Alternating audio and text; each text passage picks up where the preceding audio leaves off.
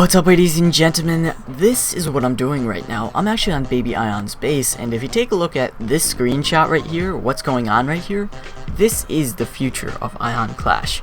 But anyhow, I'm not going to be talking about that in this video. I'm going to be talking about the 30 features that Clash of Clans needs, and I stayed up till 3 AM like 5 days in a row thinking of all these ideas, and I tried to get them as original as possible.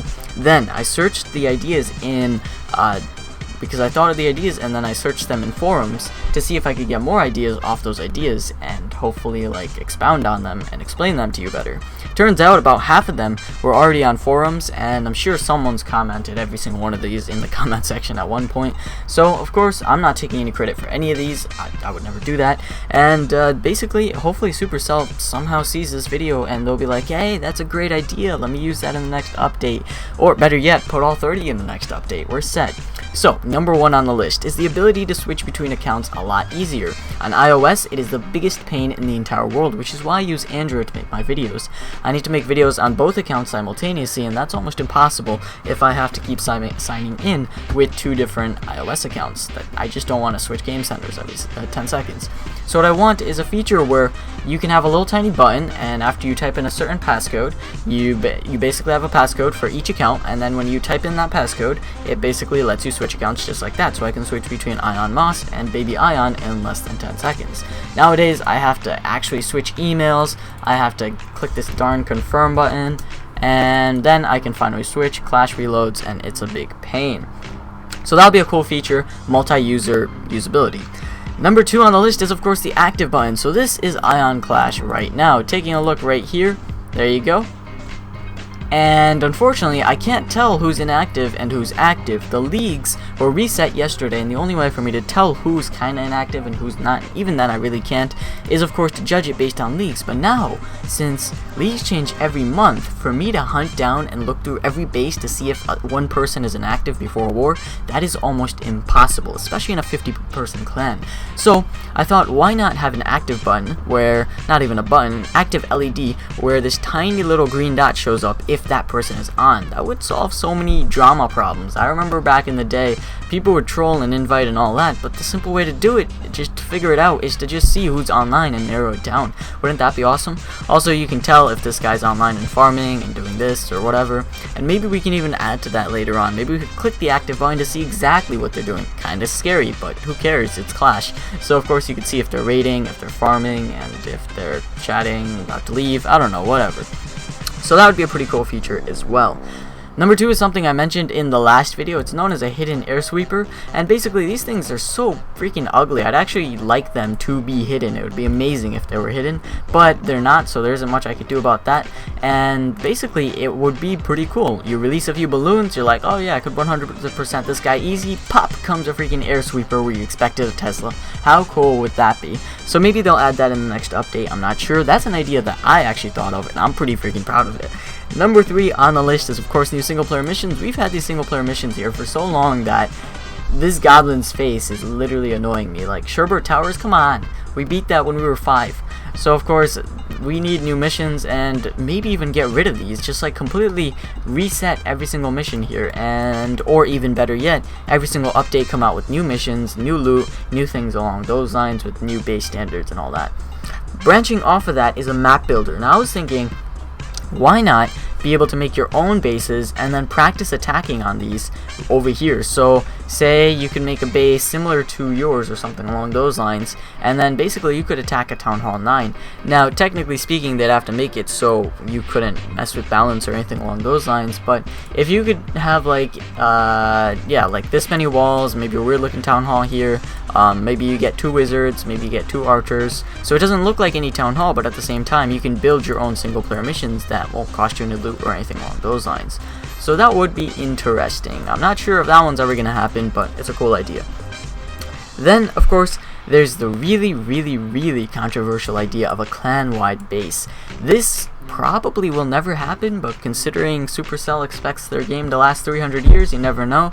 So of course, basically the entire clan can work on one base, and you guys can leave, you guys can come, whatever, and the leader can add to that base, and basically each clan gets a base, and it just to make your clan look good, I guess. So your clan base could be a Town Hall 9, your clan base might be a Town Hall 10, but every single person in the clan can farm for it, can work for it, and can do a bunch of other cool stuff. So that was a really in-depth idea. There was like pages and pages on it on forums, and when I was looking through it, it wasn't something that I came up with, and I was like, this is unique, but I feel like they're not gonna do it.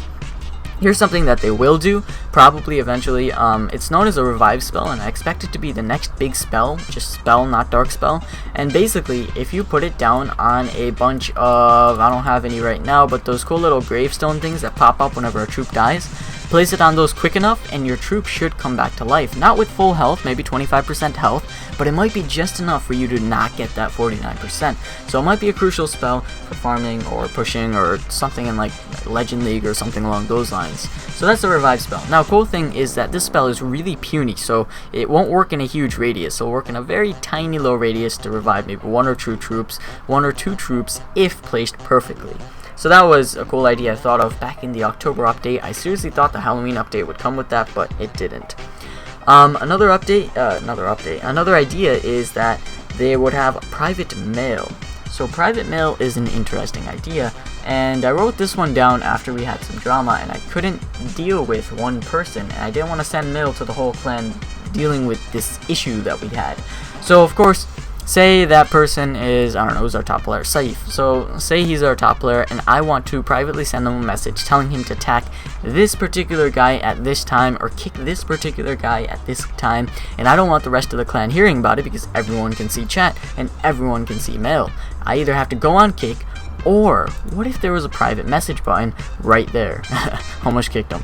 But anyhow, this way, only the leader could send this person mail, and it could be like a message that they can't reply to, or they can reply to it once, or something along those lines. I know Clash of Clans doesn't like the whole messaging thing.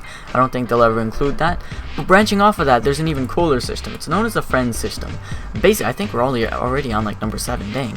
But anyhow, the Friends system basically allows you to have a list of friends, and as you can see, I feel like they're really close to actually doing this. This is probably like an idea in standard, but if you take a look at everyone's profile, they already have a tag for each player. Each player gets their own unique tag, which I think is pretty cool.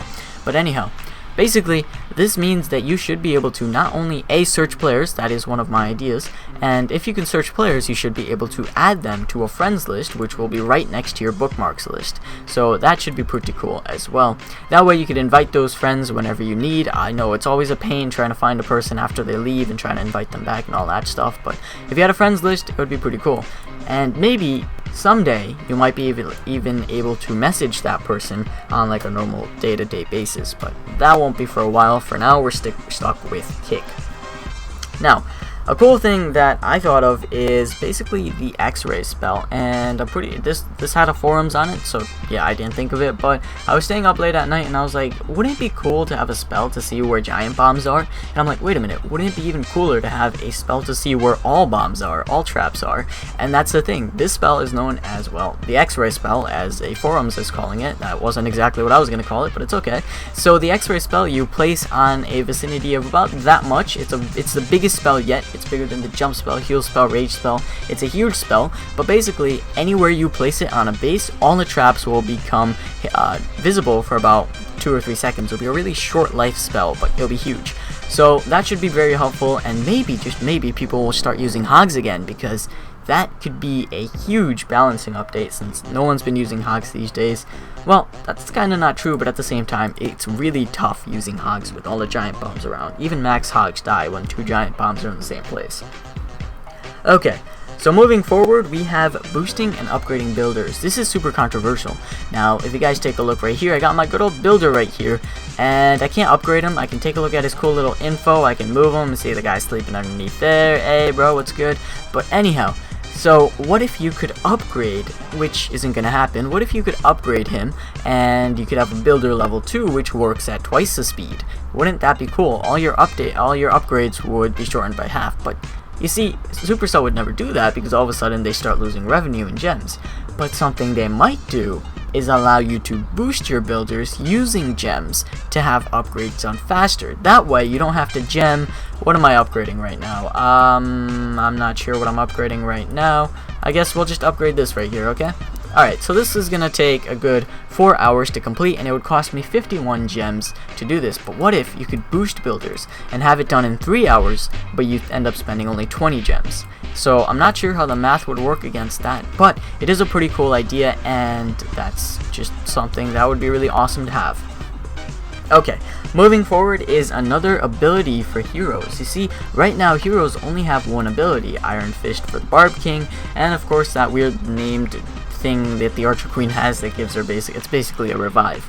So taking a look right here, you only have one ability, but what if you could somehow upgrade the hero's ability with maybe 100,000 Dark Elixir, and all of a sudden you'd get 2 abilities to choose from, and you can either A, choose which one to take into battle, or B, just have both lying around. So one maybe gives him Iron Fist, and the other one maybe makes him spawn more barbs than usual. I don't know. Who knows? So of course, that's just an idea that's out there. I don't know how they're gonna pull this off. Branching off the heroes, though, is of course the new hero idea. Everyone wants this Goblin King looking thing, and they say there's another idea that branches off of that idea, and this idea is known as, well, the single player missions. They say that if there's going to be 50 new single player missions, why not get the Goblin King for completing those 50 single player missions, and after you successfully 3-star them, you get yourself this Goblin King thing, since these are, well, Goblin maps, and that Goblin King, basically, it doesn't go for loot, even though it's what it sounds like what it does,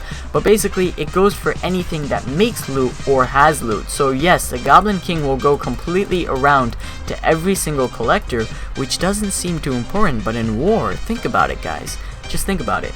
If the Goblin King can go around the base with the Barb King, and the Barb King attacks all of these cool things right here, and the Goblin King attacks all of these, and eventually goes towards the middle at the same exact time, while the Archer Queen and all your go wipe troops or whatever is going towards the middle, that might be the main way to finally be able to easily 100% Town Hall 10s. Okay, maybe not easily, but once someone figures it out, it might be a whole new strategy. So that's the thing with the Goblin Prince, Goblin King, I don't care what you call him.